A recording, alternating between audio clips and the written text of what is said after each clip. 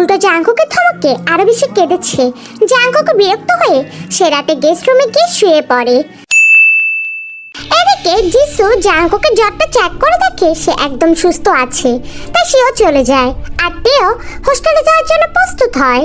এখানে আর এক দ্বন্দ্ব নয়, সব রাগ অভিমান ঘৃণা নিয়ে সে ছোটে হোস্টেলে। জাঙ্কুক শুধু নির্বিকার চেয়ে রয়, তার মানে শুধু একটি কথাই ভাবছিল। সে ভেবেছিল তে হয়তো যাবে না তাকে ছেড়ে। সত্যি যদি তার জন্য তের মনে কোনো জায়গা থেকে থাকে তাহলে তো তে যাবে না।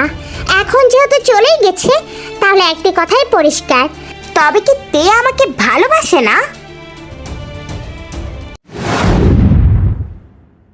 ভাবসা গরমে থেকে ঘেমে গিয়ে একা কাটতে হাতের ব্যাগটা নিয়ে আর দাঁড়িয়ে থাকতে পারছে না। এদিকে সুগা সে কখন থেকে আছে বলে চলেছে, কিন্তু আছে না। 2 দিন হলো তার রিয়েটেন্স পরীক্ষা শেষ হয়েছে। বাসা থেকে সবাই চাপ দিচ্ছে এখন বাসায় ফিরতে। এদিকে ইউভিন আর সেজনও চলে গেছে বাড়িতে, তাই এখন না চাইতে যেতে হচ্ছে। আজকাল তার কিছুই ভালো লাগে না, সবকিছুতে তার বিরক্ত কাজ করে। যেমন এখন সে বিরক্ত হচ্ছে এদিকে সুগার উপর। 25 মিনিট হয়েছে সে দাঁড়িয়ে আছে হোস্টেলের গেটের সামনে, অসহ্যকর। সুগা অবশেষে 2 মিনিটের মাথায় এসে পৌঁছায়। তেকে বারবার সরি বলে তের ব্যাগটা নিয়ে গাড়িতে উঠায়। সন্ধ্যার একটু আগে পৌঁছে যায় তারা বাসায়। এদিকে দেখছে এদিকে সুগা তেকে বলে, বাসায় চলে যেতে পারবি না? ট্রলিটা আমি লিফটে উঠিয়ে দিচ্ছি। তা তুমি কোথায় যাবে? একজনের সাথে দেখা করতে যাচ্ছি। কার সাথে? রাতে এসে বলবো তে, ঠিক আছে? আচ্ছা ঠিক আছে, তবে তুমি যদি রেস্টুরেন্টে যাও আমার জন্য বার্গার নিয়ে আসবে। ওকে আনবো, এখন আসি তাহলে। এসো। তে যতক্ষণ না লিফটের কাছে যায় ততক্ষণ সুগা চেয়ে রয় সে পানে। ঘন্টের চেহারাতে আর আগের মতো উজ্জ্বলতা নেই, চঞ্চলতা সেই তো কবেই হারিয়েছে। পরিস্থিতি সব পারে, সব। একটা উড়নচণ্ডীকেও এক মুহূর্তের মধ্যে শান্তশিষ্ট ল্যাস বিশিষ্ট করে দিতে সক্ষম। বাসার কলিং বেল চাপতে এদিকে ইয়ঞ্জন দৌড়ে এসে দরজাটা খোলে। তে তুই এসেছিস? এটা বলে ইয়ঞ্জন চিৎকার করে ওঠে। এদিকে তেও তার ভাইকে অনেকদিন পর দেখে জড়িয়ে ধরে। হ্যাঁ তো, তোকে জ্বালাতে এসেছে, নিশ্চয়ই তুই অনেক নাকচ। একদম না, আমি চাই তুই আমাকে জ্বালা। অনেকদিন হলো আমরা ঝগড়া করি না রে আপু।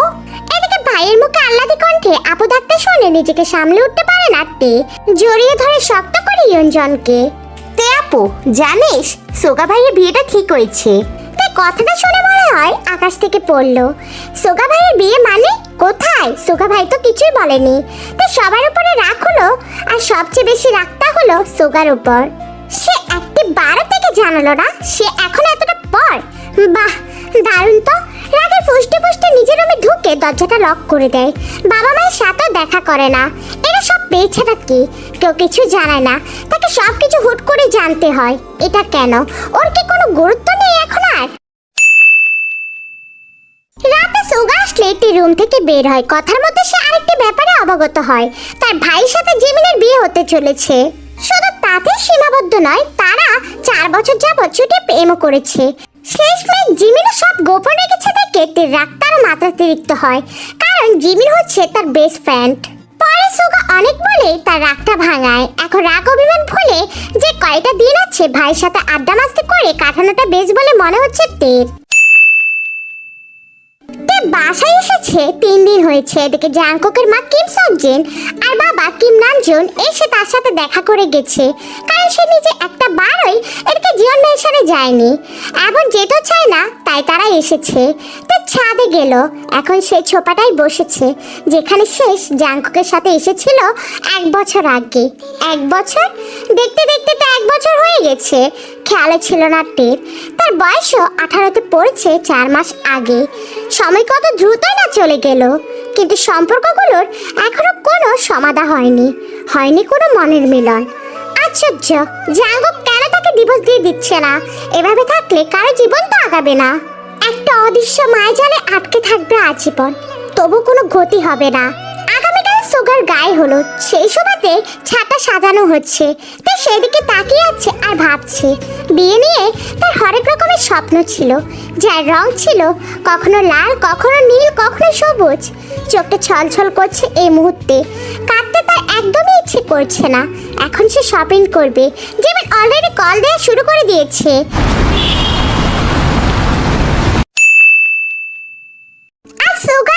রোহনের গায়ে হলুদ অনুষ্ঠান। এদিকে তে আজ খুব সাজুগুজু করে এসেছে ছাদে।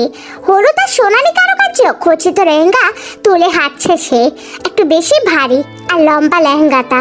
ভাইয়ের হলুদের অনুষ্ঠানে সে খুব ভালোই তদারকি করছে। এদিক ওদিক দেখছে কার কোনো সমস্যা হচ্ছে কিনা। জাঙ্কুকের পুরো পরিবারকে নিমন্ত্রণ করা হয়েছে।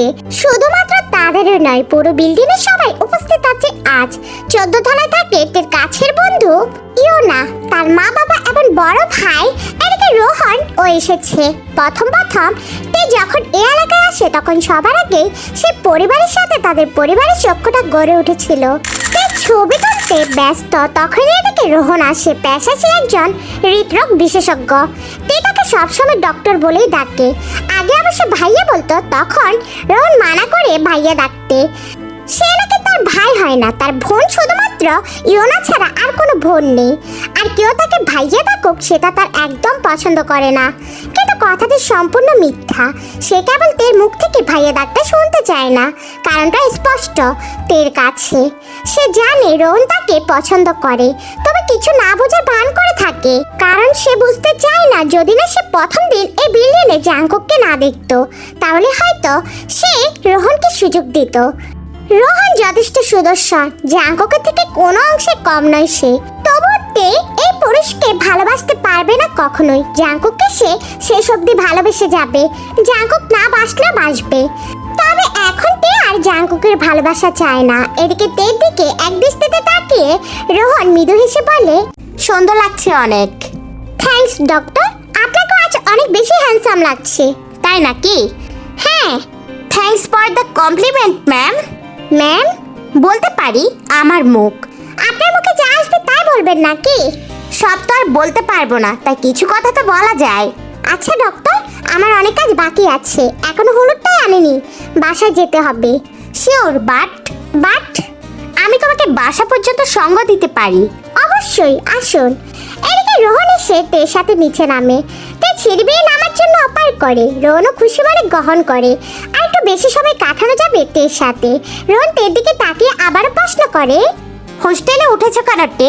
আমার জানা মতে তোমার কলেজের দূরত্ব এখান থেকে আধা ঘন্টার। কিছু হয়েছে নাকি? তে আহত দৃষ্টিতে তাকায়, যেন রোহন এমন প্রশ্ন করে তাকে আঘাত করে ফেলেছে। আসলে রোহন তাকে আঘাত করেছে, তবে সেটা শারীরিক নয়, মানসিকভাবে। এই প্রশ্নটার উত্তরটা তার কাছে খুবই কষ্টের। সে চায় না কেউ জানুক তার এই কষ্টের কথাটি। ঢাকা শহরে জ্যাম আছে না, আধা ঘন্টার রাস্তা 2 ঘন্টায় লাগিয়ে দেয়। আর তাছাড়া আমার বেস্ট ফ্রেন্ডরা হোস্টেলে থাকতো, ওদের রুমে একটা সিট খালি ছিল, তাই আমি চলে গেলাম তাদের সাথে থাকার জন্য। রোহন কিছুটা অবাক হয়। তার জানা মতে তের কলেজ সকাল 8টায় শুরু হয়, আর এদিকে রাস্তায় অতটা জ্যাম হয় না। সময় আর রাস্তা দুটো বিচার করলে মিনিমাম 45 মিনিট সময় লাগবে হয়তো। আর বেস্ট ফ্রেন্ডের সাথে থাকার জন্য পরিবার ছেড়ে যাবে কেন? কোনো বড় কারণ তো আছে। এমনিতেই হোস্টেলে থাকা অসম্ভব। গিটার এনেছেন? আচ্ছা আবে। হ্যাঁ এনেছি। আচ্ছা ইয়োনা বলেছিল আপনি গান গাইতে পারেন, তা আগে জানতাম না তো। জানতে চাইলে জানতে পারতে। তে হাসে। সে হাসিতে রোহনের প্রতি একটু মায়া থাকে। লোকটি তাকে পছন্দ করে নাকি ভালোবাসে, কোনটা? হলুদের বাটি নিয়ে উপরে গেলে সবাই হলুদ পর্ব শেষ করে, তারপর নাচ গানের পালা শুরু করে।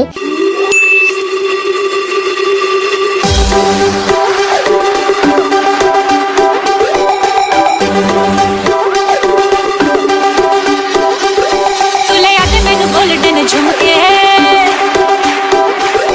मैं कदम चपावा चुम चुमके, कदम चपावा चुम चुमके।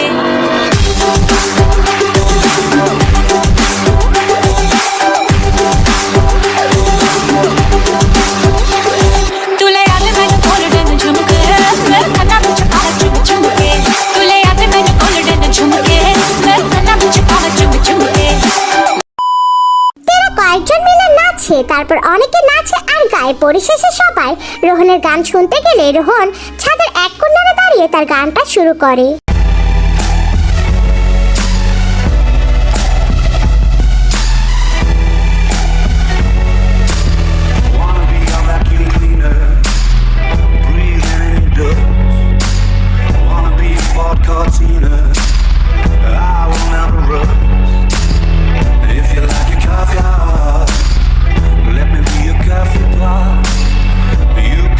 Shot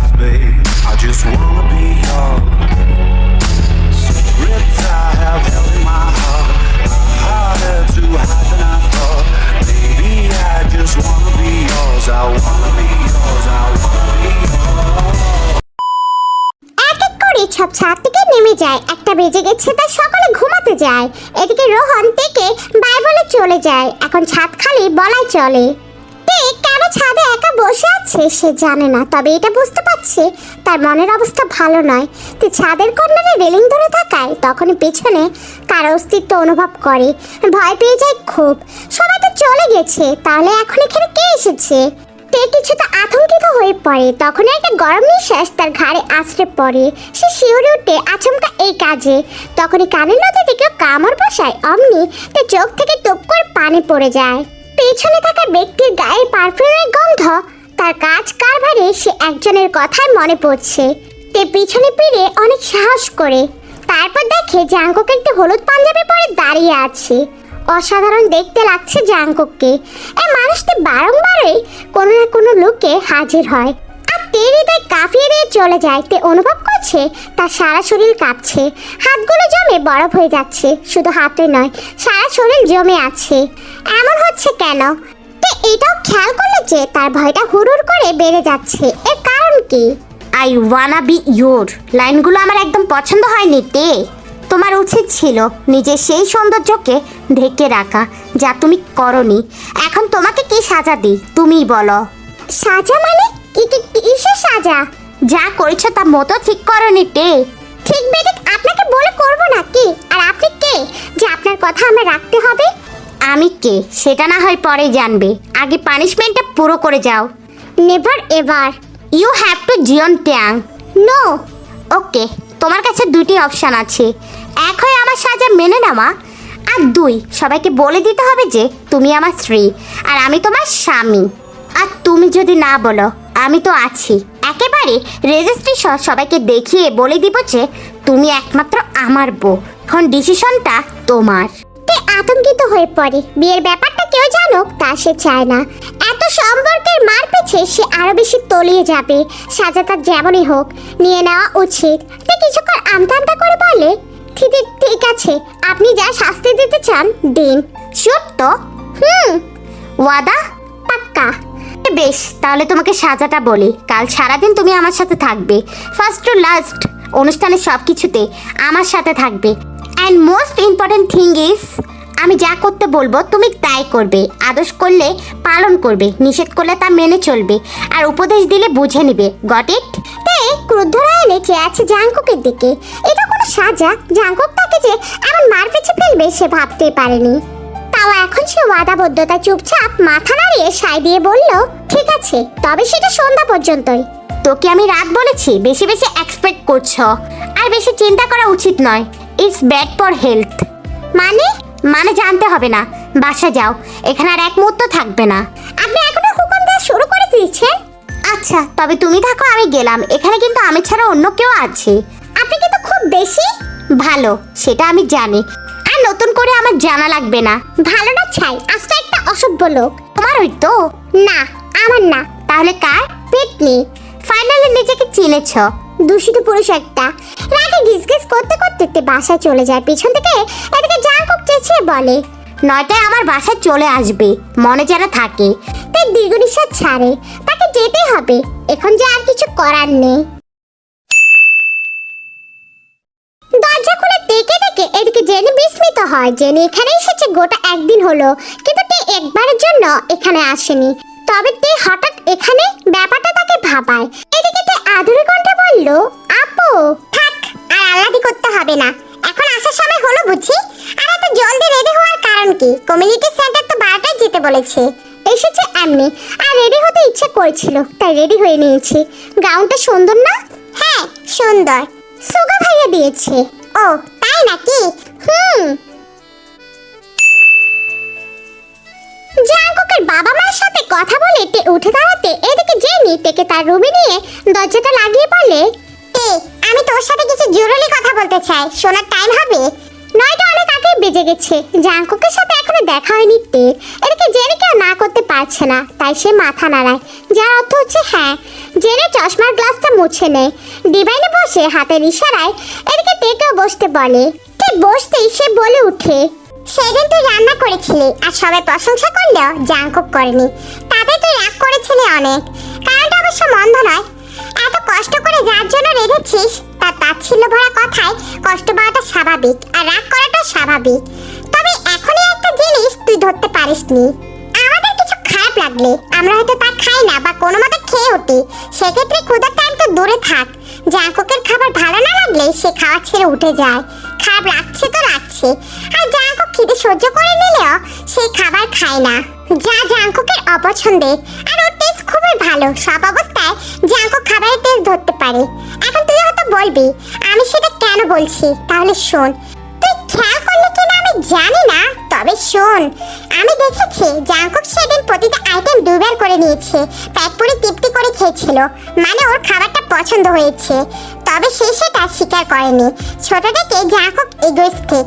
আর আরেকটা কথা, তে হলুদের যে লেহেঙ্গাটা পরেছিলি না, আর আজ যে গাউনটা পরে এসেছিস, আর কাল যে ড্রেসটা পরবি, এর মধ্যে একটাও সোগা তোকে দেয়নি। আর জুয়েলারি সেট, দরকারি সামগ্রী থেকে শুরু করে সবটা জাঙ্কুক কিনেছিল, আর সোগাকে মানা করেছে তোকে জানাতে। সেদিন জাঙ্কুক শপিংয়ে আমাকেই নিয়ে গিয়েছিল। তবে বলা যায় জাঙ্কুকের পছন্দ বরাবরই প্রশংসনীয়, তুইও তার পছন্দের। একটা কথা কি জানিস তে, জাঙ্কুক যদি তোকে পছন্দ না করতো তাহলে এতদিনে সে কোনো না কোনোভাবে তোকে ডিভোর্সটা দিয়ে দিত। সে কোনোভাবেই তোকে তার জীবনের সাথে একটি বারও জড়াতো না। তোকে আমি শুরুতেই সেদিন বলেছিলাম, মনে আছে? জাঙ্কুকের বুক ফাটলেও মুখ ফোটে না, নিজের অনুভূতি প্রকাশে সে বরাবরই ব্যর্থ, রাগ আর জেদটা বেশি। তাই তোকে নিজের মতো করে তার মনের কথা বুঝে নিতে হবে, তার মুখে প্রকাশ করাতে হবে। আর একটা উপদেশ মাথায় রাখবি, জাঙ্কুক যদি রাগের বসে তোকে কখনো কিছু বলেও সেটি মাথায় নিবি না। সে রাগের কারণে অনেক কিছু বলে ফেলে যা আদৌ সে করে না। তুই হতবাক, টেনের প্রত্যেকটি কথা যোগ দিতে তারও এমনটি মনে হচ্ছে। ইস, আগে কেন সে এত সব ভাবেনি, কেন একটু ঘাতিয়ে দেখেনি জাঙ্কুকের মনটা। বড্ড দেরি হয়ে গেছে, রাগ অভিমানের কারণে ভালোবাসাটা চাপা পড়ে গেছে। এখন সে সব সরিয়ে এদিকে যা সত্য তা জানতে চায়। জাঙ্কুক তাকে ভালোবাসে কিনা সেটা জানতে হবে যে কোনো ভাবে। জেনি সবসময় বেস্ট, তা বোঝানোর ধরনটাই সম্পূর্ণভাবে আলাদা। আর আগেও এদিকে জেনি ইঙ্গিত দিয়েছিল তে তা বোঝেনি। আসলে সে বোকা, তাও খুব বড় মাপে। তে আনন্দিত হয়ে এদিকে জেনিকে জড়িয়ে ধরে পড়ল। অসংখ্য অসংখ্য ধন্যবাদ আপু, আমি তোমাকে খুব খুব ভালোবাসি। জেনি মৃদু হাসে আর তে দ্রুত পায়ে জাঙ্কুকের রুমের দিকে পাটা বাড়ায়। মাঝপথে কি মনে করে যেন থেমে যায়। লোকটি তাকে সাজা দিয়েছে কারণ সে জেলাস ফিল করেছে, আর জেলাসিটাকে এখন কাজে লাগাতে হবে। এত সহজে সেও ধরা দিবে না। পেরে যেতে নিলে আবার মনে পড়ে সে যে ওয়াদাবদ্ধ। তারপরে মাথা আসে, সে তো নয়টা ঠিক এসেছে, জাঙ্কুকের তো কোনো খবর নেই। সো এখানে তার কোনো দোষ নেই। এখন সে মেকআপ করবে, মন মতো সাজবে। আনন্দে মনটা নাচছে। 12টা বেজে গেছে। এদিকে জাঙ্কুক পার্কিং লটে এসে দাঁড়িয়ে গায়ের সামনে দাঁড়ায়। তে ওয়াদা ভঙ্গ করেছে, এখন অব্দি তার কোনো দেখা নেই। এত বড় বাটপারি তে ছাড়া আর কে বা করতে পারবে। ফোনের স্ক্রিনে তাকিয়ে থাকে জাঙ্কুক। তখন পিছন থেকে কেউ দুইবার করে ভাইয়া ডাকলো। ভাইয়া, ভাইয়া। জাঙ্কুকের মনে হলো তাকে কেউ ডাকছে। সে ভুকুস কাটে পেছন থেকে আবার আওয়াজ হলো, জাঙ্কুক ভাইয়া। জাঙ্কুক এবার পিছনে তাকাতে দেখে এটা তে। তেকে ভাইয়া বলে ডাকতে দেখে এদিকে জাঙ্কুক বিষম খায়। এই কি বিষম খাচ্ছেন কেন ভাইয়া? নিন পানি খান। ও, পানি তো নেই, এখন কি খাবেন আপনি?